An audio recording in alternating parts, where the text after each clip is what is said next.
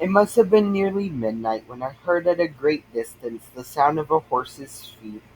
Sometimes the sound died away, then it grew clearer again and nearer. The road to Earlshall led through plantation that belonged to the Earl. The sound came from that direction, and I hoped it might be someone coming in search of us. As the sound came nearer and nearer, I was almost sure I could distinguish Ginger's step, a little nearer.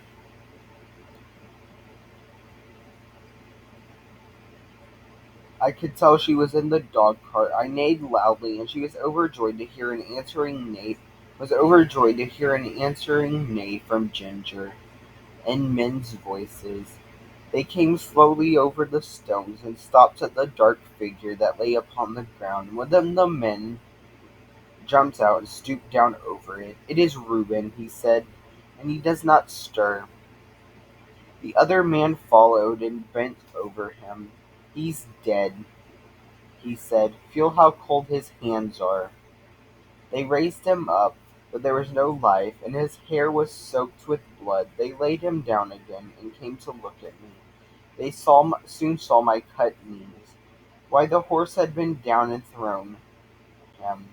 Who would have thought the black horse would have done this? Nobody thought he could fall. Reuben must have been lying there for hours. Odd, too, that the horse had not moved from the place. Robert then attempted to lead me forward. I made a step, but almost fell again. Hallo, he's bad in his foot, as well as his knees. Look here, his hoof is cut all to pieces. He might well come down.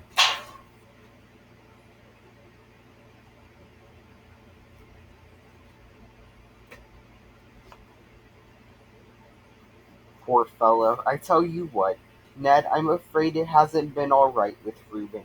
Just think of his riding a horse over these stones without a shoe. Why, if he had been in his right sense, he would have just soon have tried to ride him over the moon. Sure it was the old thing over again. Poor Susan, she looked awfully pale when she came to my house to ask if he had not come home. He made believe she was not a bit anxious, and talked a lot of things that might go and meet him. But what must she do? There's the horse to get home as well as the body, and that will be no easy matter. Then followed a conversation between them, till it was agreed that Robert as the groom should lead me, and that Ned must take the body.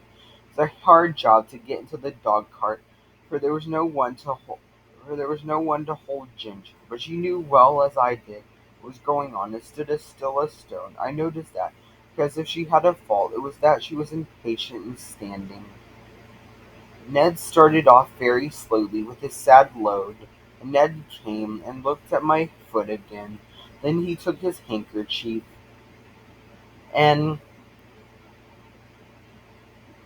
bound it closely round, and so he led me home. I shall never forget that night walk. It was more than 3 miles. Robert led me on very slowly, and I limped and hobbled on as well as I could with great pain. I'm sure he was sorry for me, for he often patted and encouraged me, talking to me in a pleasant voice.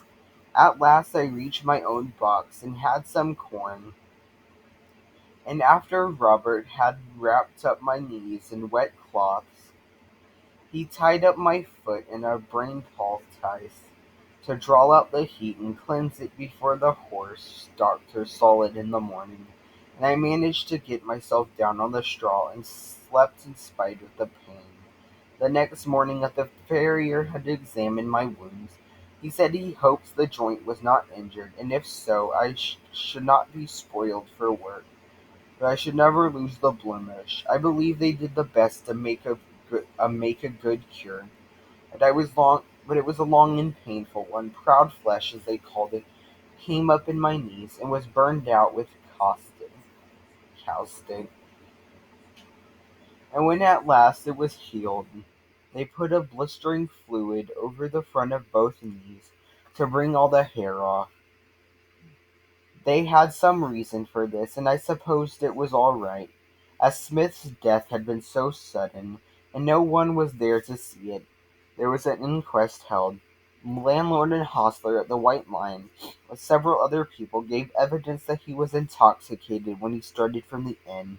The keeper of the toll gate said he rode up at a hard gallop through the gate, so that the case was quite plain to them, and I was cleared of all blame. Everybody pitied Susan. She was nearly out of her mind. Kept saying over and over again, "Oh, he was so good, so good. It's all that cursed drink. Why will they sell that cursed drink? Oh, ruin, ruin." So she went on till after he was buried, and then she had no home or relation. She, with her 6 little children, was obliged once more to leave the pleasant home by the tall oak trees and go into that great gloomy Union house.